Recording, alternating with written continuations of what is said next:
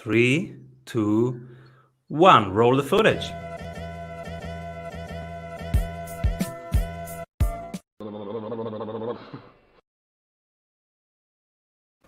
Hello, everybody, and welcome to the Strategy Show. I'm your host, Simon Severino. This episode is brought to you by Strategy Sprints. At Strategy Sprints, we do only one thing: strategy in sprints. Strategy means doubling your revenue in 90 days. In sprints means doing it in a way that your team has more and more energy for the next sprint and the next sprint and the next sprint.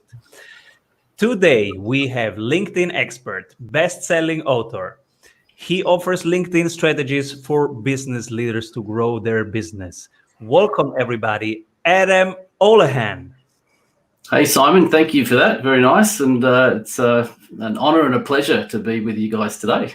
So cool to have you here because we will learn a lot. We will explore how to make your LinkedIn profile compelling, why your content strategy matters, and the mistakes that 95% of LinkedIn users make. And this is so relevant right now. So great to have you here, Adam. What are you currently creating? Look, we're always creating something, but I'm just you'll be the first to know. I've just started work on my next book, which is it's an update of a current one, Influencer, which won't be out till about the end of the year. But that's my big project right now. Cool. What will it be about? What can we expect? Well, it's really so Influencer is already out. It came out 18 months ago, and it's very much about how do you position yourself as a person of influence on LinkedIn, and dives a bit into the content strategies and things that we're going to talk about today.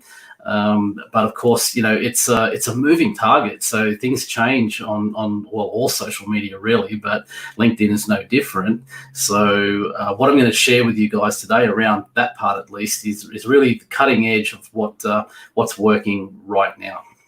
Cool. So let's dive into it. How to create a compelling LinkedIn profile. And I have to tell you right now, because of course I was preparing for you, I went to my LinkedIn profile and checked if it's good and if it's empathic enough and if it's clear enough, etc. So I'm super excited to hear what you have to say. Sure. So look, there's obviously when people first come onto your profile, it's very much the very first visual representation and written representation of you that people are going to often see. It's also, if you did a Google search on yourself, you'll probably find that in almost all cases, your LinkedIn profile will come up number one, or if you have a personal website, it might be number two, but it's always going to be right up there. So it's the number one thing in general terms that people will go to have a look at. So you want to make sure it looks really, really good. The first part of that, of course, is to have a good background image. That's that banner across the top. By default, LinkedIn just puts this blue sort of background there. And if you have just that there, then immediately you're telling the LinkedIn world you couldn't be bothered with, going to the trouble of putting something other than the standard background there. But it's also, you miss a huge opportunity to give people a representation of what you're about, or a bit of written content that sort of positions around the people you serve or the problem you solve, and they're the two things that you really want to outline on your profile really well. What's a good banner? Do you have some examples or principles? Yeah, so obviously you go and have a look at ours. That should be one, but it's not the only way you do it. That's where we have a bit of branding around our tagline, which is influence with impact, and it outlines who we serve. It tells you what we do and who we do it for. So that's always a good sort of example. Another way you can do that would be where it's maybe a little bit more promotional. So you might have an event coming up of some description, might be a webinar, might be a podcast, and you might put some information in that banner about that type of thing so that people know how to go looking for that and where to find it. So even create very current things in your banner, like updating it every week and having their new Yeah, events. absolutely. Yeah. So we don't really update ours every week, but certainly we will update it, at least half a dozen times a year, relative to, we run a webinar that we run about 5 times per year. It's now one of the biggest LinkedIn training events in the world. In fact, the last one we had just a couple of weeks ago, we had over 2,300 people on registered for that webinar. So clearly, yeah, we put a bit of information there about those when they're coming up, and then we'll bring it back to our normal sort of corporate background, when those events are not sort of imminently happening. But yeah, you're right. It's you could change it every week, no problem at all, if you had something different to promote, because you will definitely have new people coming and looking at your profile all the time. So it is a really, really good idea to make sure that is up to date, relevant to your, always think of it in those two terms. What's the problem do you solve, and who do you solve it for? If you can just get those two things right, you're ahead of 95% of all profiles on LinkedIn. So that's really, yeah. But so the background image, that's just one good part. There's another section which is quite new. It's only been available for the last couple of months on LinkedIn, which is called the featured section. And again, if you go and have a look at mine, you'll see where it's promoting one of our programs or something like that. But it can be anything you like, and this area of your profile is one of the very, very few areas where LinkedIn's actually okay with you sharing links that go to your website or landing pages or podcast pages or whatever it is you want.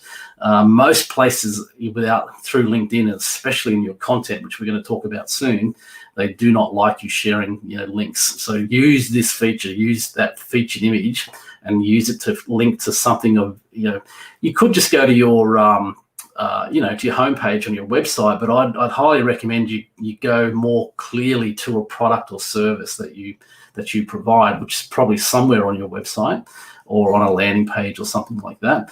But it's as visual as that top image. So it's a really, really important part of your profile to get right. And then from there, you've got the summary, and the summary it's now called the about section, which is kind of where you can write about yourself. And it's optional. So a lot of people are not even putting this on their profile. So you just have to go into your settings and activate that if you haven't got it. But this is your opportunity to sort of write a little bit of an outline of, again, what you do, who you are, what's the problem you solve in the world. And if you always think about it, people are only going on social media generally for two reasons. They're going to be entertained, or they're going to look for information. So LinkedIn's not so much around the entertainment side. There's plenty of other platforms that do that incredibly well. LinkedIn's very much about, solving, what's the problem you solve in the world? Who do you solve it for? And it's where people can go to, connect with people that that can potentially solve those problems for you. So it's very sort of user-centric around the business side of social media, more so than the social side of social media, if that makes sense. Absolutely. Before we go to your second CEO tip, which is why your content strategy matters, we turn now to the segment which we call the Strategy Award. Strategy Award.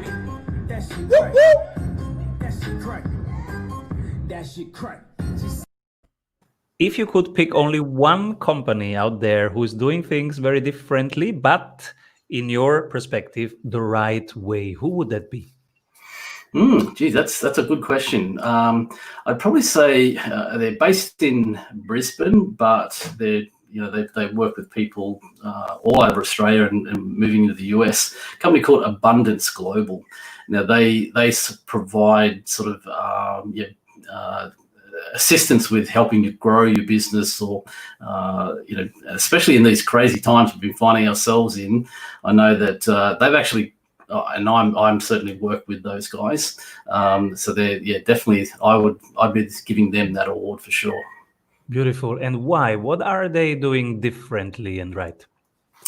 Well, what they're doing is very much around keeping business owners on track with. A lot of what they talk about is the things you shouldn't be doing, and moving those off your plate so that you're only focusing on the really important stuff. They connect with all of their clients 3 times a week through group-based sort of training sessions, and get very specific on what should you be working on this week, what's your monthly outcome you want to get here, and of course then they have a lot of higher level sort of help if you need it about specific topics that may be just relevant more to you than a general sort of business sense. Thank you. Your CEO tip number 3 is that your content strategy matters. Can you unpack that? Sure. So LinkedIn now is very much a content-driven platform. So in its early days, it was kind of like it was almost like just a place you had your resume and it was all about jobs. Still is, but these days it's very much a personal branding platform, and it's very much driven by content. So which is of course every social platform is that, but LinkedIn is probably late to the party in a lot of these things compared to other platforms, but they have a very high focus on content now. But also that focus is not on, just like we were talking about earlier, it's not so much on the social side of what you might do on social media. It's very much around the business side of what you would do on social media. And so as an example of that, the type of content that they're looking for is stuff that's, it might be, very helpful to a specific market. So they're looking for content creators to be very much staying in a lane, so to speak. So if you use myself as an example, you'd see I'm almost always talking about LinkedIn or personal branding, or using LinkedIn for personal branding purposes, because that's what I know my audience is very much interested in. If I just started going off on tangents and talking about what I was going to do this weekend at the beach, or COVID-19 or anything else, then it's sort of going out of my lane of expertise. And what LinkedIn's algorithms are trying to do is to align, what your who your content is for, and serving it to that market. So when you sort of go outside of that lane, then it's kind of going, oh, well, we don't really know what our algorithms not really knowing what that's for. That's going in a completely different direction to all of your other content. So getting traction through your content on LinkedIn is very much around staying in that lane, and doing 3 important things. One, the first one is being very helpful as far as, I'm not saying that you necessarily should be sharing all your secrets or anything like that, but you can have a lot of content that's just very helpful for people, inviting them to to reach out to you if they need assistance, that sort of thing. The second thing is that LinkedIn really wants content that keeps you on the platform. So as we mentioned earlier, what LinkedIn does not like in your content is where you put links in the content. So in the post that people could click on and say, go to your website or something like that. As soon as you put that in there, there are those little bots that come along when you post your content, and it's looking for anything like that. And if it finds that, then it basically suppresses it, and it means that not a lot of people are going to actually see it. They're not stopping you from posting it; they're just making sure almost nobody sees it. So you've got to design your content where it's going to people are going to stay on the LinkedIn platform, and they're going to engage in that content. So generally speaking, now of course it'd be a little bit different for everyone depending on the industries as to what they talk about. But one of the key things is to just always be asking a question or posing a point of view. Make it really easy for people to want to engage on your content on LinkedIn itself. So when you do that, then LinkedIn sees that as you're a content contributor that is helping to create great conversations on LinkedIn and keep people on the LinkedIn platform. So then algorithmically they're opening your content out to wider and wider audiences. So unlike many platforms these days, getting traction without paid ads or boosting content or things like that is very, very hard. LinkedIn, you can get tens of thousands of people viewing a piece of content at no cost, provided you're working with LinkedIn as opposed to against what they want. So it's very, very important to make sure that your content is keeping those conversations on the platform. I'm posting all the time our main product, the 90-day accelerator that doubles your revenue. I'm posting it all the time with the link to the apply page. So Yeah. I didn't knew that. So what would be the right way to tell about a specific product? Well, you can certainly talk about that product, and there is a little workaround. So what you might do is talk about that product, and then put say on it if you're interested in finding out more, comment "I'm interested" below, and I'll share the link with you. And then you can go and put the link, next to their where they've requested it.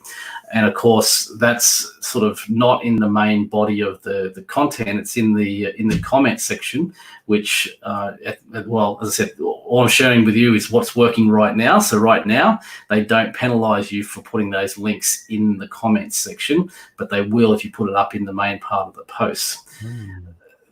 The third part, and Simon, you really lead into it. The perfect part of the number 3 there is you can't be talking about the same thing all the time. You've got to be mixing it up. And mixing it up means in delivery. So it might be between short videos, it'd be status posts, or it might be sort of like where you can add a document or something. So a good one for you would be to maybe write a post that you then include a PDF download that's all about the 90-day program, and people can click on that and download that. LinkedIn actually gives favor to that type of content right now because it's a fairly new feature, and I guarantee you get more traction. The feature option you were talking about, so you upload it on your profile as a PDF, and in the post then you say go get there and get it, and yeah, so people can actually click on the PDF. So you load that into the post itself, not on your profile. And it could be 3-4 pages. It could be more. And they can either click and read through it on the screen, or they can click and download it. So you've now given people the ability to download a nice short PDF outline of your 90-day program, and of course you can have references to your website and everything in that download, and I guarantee you'd get much better traction content wise doing that than trying to put the link in the comment, because immediately that you do that, very few people are going to see it. That's strong. Yeah, so we are now in part 3, the mistakes that LinkedIn users make. So this is one, right? The URL directly in the post. Yeah. So that is definitely number 1 is doing exactly that, and it's really just a matter of generally speaking, people aren't aware that that's a problem. So, and not kind of thinking outside the box about other ways you could go around doing that. And we've shared a couple of those today. But the real mistake that's making it, and part of this has become a bigger problem than it was just because of the volume of people that are coming onto social platforms right now. Given that what's been going on in the world, a lot of people are wanting to transform from maybe where they delivered their product or service in a live sense to where they're needing to do it online or other ways. And maybe you're quite new to how social media works, especially new to how LinkedIn works. And the big mistake that I'm seeing, we get to see this times a couple of hundred. All the people we work with around the world, so we kind of see not only what happens on our own profiles, but what's happening with all on their profiles.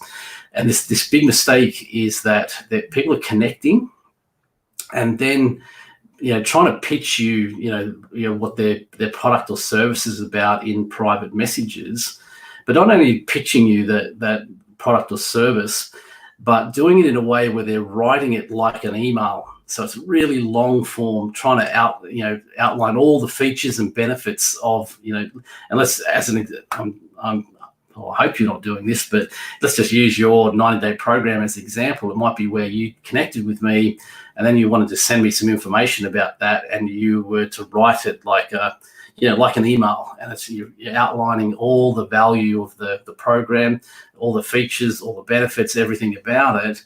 And the challenge of that is that the high majority of people are consuming content on these things, mobile phones. So when you've got that really long form type of message, it's incredibly hard to actually read through that on a mobile phone. So people just go, oh gosh, I couldn't be bothered. Yeah, we are used to informal, quick communication, right? So they move on. So if you do choose to send people those messages, the best way to do that is to do it in a way where you have all that information on a landing page or on a page on your website or something like that, and then you send them a very short message, and by short I mean 3 sentences as a maximum, but with a link that goes to the landing page, and you let the landing page do the selling. All you're doing is your message is about intrigue, like your message might say something like, hey Adam, I'd love to share with you a program where we can double your revenue in the next 90 days. If that's of interest to you, check it out here. That's it. That's your message. I think this is exactly what my team is sending out right now. Well, oh, great, because that's perfect. That's what you want to be doing.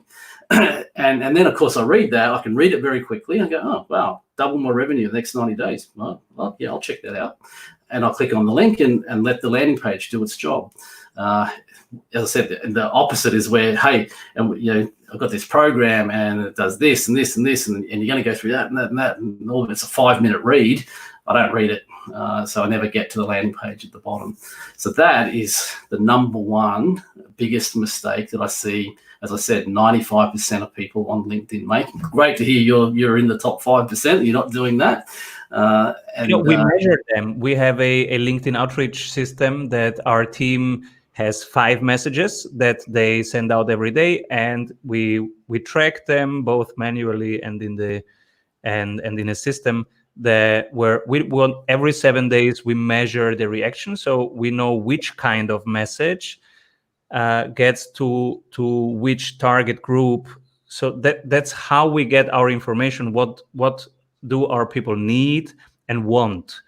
So, and based on that, we improve that. And after many months, now what you just said is basically what we are sending out right now. But after many months of experimentation, every 7 days tweaking it, and they started very long and they became very short. Sure, there you go. So, and yeah, I guarantee you that you could. Everybody watching this can save themselves months of trial and error by just going straight to that right now. Drop the long form stuff, because I guarantee it's not going to work for you. Powerful. So these are some mistakes that we all are doing. What else do you see when working with people that people do really wrong? Probably around what we're saying of pitching products and services too much. You've got to have a good mix between, sort of educating your market, positioning yourself as the authority in the space that you operate in, and of course in letting people know about how they can work with you at a higher level. I'm not saying you shouldn't be doing that. You definitely should. However, usually the mix is wrong. It's like 90% pitch, 10% helpful content. It should be the other way around. Really, 1 in every 10 posts, or well, maybe 2 in every 10. That'd be okay. And the other one is that they're posting too much. LinkedIn's really around quality of content, not quantity of content. We think 3 to 5 posts a week is certainly enough. All of our strategies work on 3 posts per week. So we'll post like something on a Monday, Wednesday, and Friday, and that is it. However, we know we're getting massive traction. Thousands of people viewing that content every single time that we post. So much rather post good quality content less regularly, where lots of people see it, than punching out sort of 2 posts a day and only 100 people seeing every post. Again, LinkedIn's algorithms are going to punish you if you post more than that. So more than 5 times a week, they're going to definitely start to throttle back the reach of your content overall. So just don't post your best stuff. Post it 3 or 4 times a week, and you'll get better long-term results. This is also something where I had heard the opposite, because I had heard that now in times of so much content, if you want to cut through the noise, if you want to be seen, you have to post much more. And then I heard different numbers, very high numbers, much higher numbers for each social media. So how do you get this information? Where do you see what the current algorithm is? Yeah, so what I'm sharing with you, I'm meaning is specifically for LinkedIn. So this is not, I'm not sure what I'm suggesting is not about Facebook or Instagram or Twitter or anything else. All of those work differently. With LinkedIn, it's So as I said, we get to work with a couple of hundred people around the world. So we get to test and measure everything across hundreds of profiles. And so this, what I'm sharing with you, is based on the results we see in the real world of how we go about doing this, compared to when people do it the opposite way. And often case, almost always, before people come and start working with us, they've been doing it like that. And so we're able to go and backtrack and see what the results of their content was before they started working with us, compare it to what they get when they a month, 2 months, 3 months down the track. And there's a very clear pattern that we've seen over a long period of time and across hundreds of accounts that is testament to what I'm saying is definitely correct. 2 books that inspired you. 2 books. Keith Cunningham, The Road Less Stupid. That's definitely the one that probably 6 months ago now that I read it. But it's definitely a fantastic book, and kind of along the lines of what I was saying with the guys at Abundance Global around really focusing on the right things that you're doing in business. So that's one that definitely I got a lot of value out of. And I'll pitch my own. So the LinkedIn playbook is one that I wrote about 4 or 5 years ago. And then we did an update on it this year in 2020. And I think 17,000 people around the world have now used that.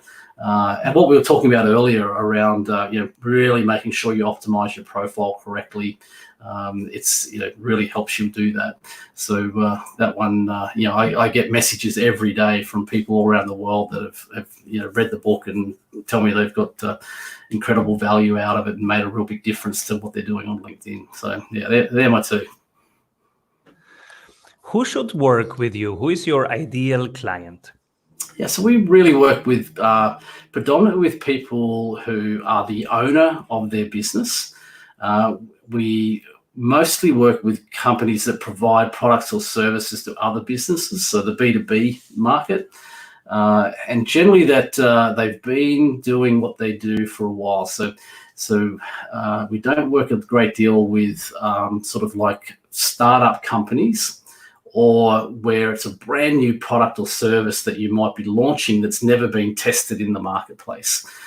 We need to know that what you want to sort of promote has market acceptance, and it has you've had some success in selling it before. So the owner of the business, they sell product or service to other businesses, and they've got a proven product or service. Beautiful. Somebody just wrote in the chat, Adam Houlahan, what a legend. Thank you. What did you do to become a legend? We'd have to ask whoever it is in the group, I suppose. But look, it's not right now, of course, because with all the lockdowns on travel. But I actually spend most of my time these days not so much running our company. We've got a great team that do that.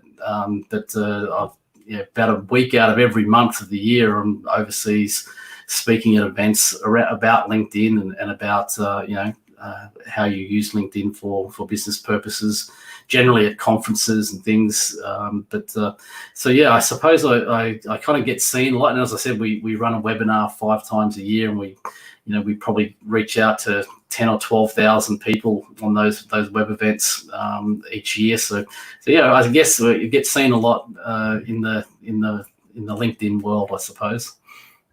So if I want to work with a legend, let's say I am a business owner, I am around since years, I'm doing well, but I can grow even more. How do I start working with you? What are the first weeks? Look, there's a number of things. So we have a lot of free programs. You can go on our website and you'll just go to prominence.global. That's our website, and you'll see the very first thing show you that there's a number of free products there. I'd highly recommend starting with those. Just work your way through those. It's very helpful for us if you've done some of that stuff before you come into one of our programs. And then we have programs that pretty much suit all sort of budgets and where people are at. We've got programs that that just run for 90 days. Online, and then we have programs where you work directly with our team, or programs where we just take over and do the whole lot for you. So there's lots of different ways we can work with you, no matter where you are in your business journey, as long as you meet those 3 criteria that we talked about earlier. Cool.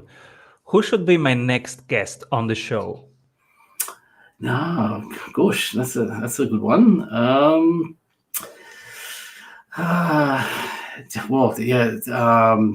David Dugan, who is the head of that company I was telling you about, Abundance Global. He would definitely, getting time in his calendar is challenging, but he serves some amazing insights for people. Another one is Paul Dunn. Paul Dunn is one of my mentors, actually. He's based in Singapore. He's the chairman of a global charity called B1G1. And they do amazing things around the world. And Paul's I think a 4 times TEDx speaker, incredible guy. Definitely you should look at connecting with Paul, and more than happy to facilitate that for you if you need to. Absolutely. Thank you. Both guys. And now I'm thinking, when I post this, usually I would post this in a couple weeks on LinkedIn and tag you, and the URL to YouTube would be in there. Now that's the wrong thing to do. Sure. How is the right way? So the key is to, as I said, is maybe write about what the interview was about. Now, in a normal post, you've got 1,300 characters of text. Everything on LinkedIn works in character counts, not word counts. So it's hard limited at 1,300. Ballpark, that's about 220 words, roughly. So I'd use that to outline, what were the key takeaways that we spoke about, and say, look, if this type of information would be interesting to you, just comment "I'm interested," and I'll share the link with you today. And then when people reply and say, "Yep, I'm interested," then you share the link in the comment. All right. This is a clear step-by-step practice. We will practice. Thank you so much, Adam, for all this generous information. People, read his book, go on the website, check this stuff out. He's a legend, and he knows how to grow your business with the right LinkedIn strategies. So check it out. Thank you, Adam, for being here. Simon, absolute pleasure. Come back soon. Will do. Thank you.